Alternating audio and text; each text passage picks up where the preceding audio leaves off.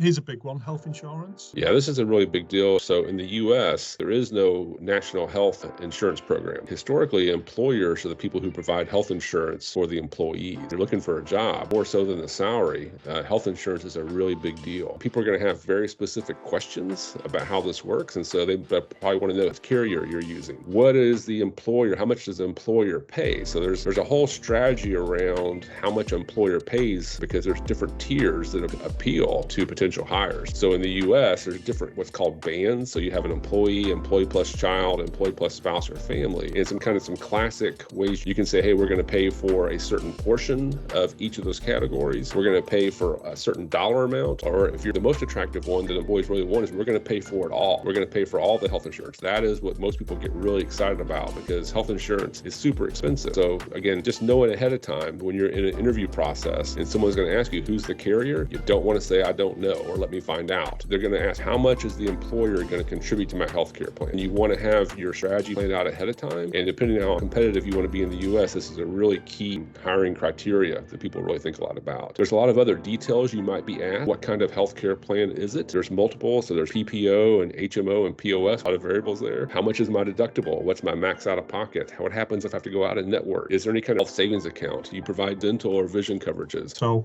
in the US, you have Obamacare, the Affordable Healthcare Act. And what that says is anybody who works 30 hours or more, the employer needs to offer 50% of an affordable healthcare scheme. Legally, they don't need to pay any more, just need to be made available to a W-2 worker. However, exactly as you've pointed out, if you want to attract and retain the best talent, may legally be required to pay up to 50%, but are you going to pay the full amount? Are you going to include my spouse, my family? And it's just what you're willing to prepare. At PGC, we allow people to build out bespoke packages for their own direct hires so that they can really bespoke a package depending on how much they want to pay for these things, whether it be dental, pharmacy, healthcare. But benefits are a huge thing in the US.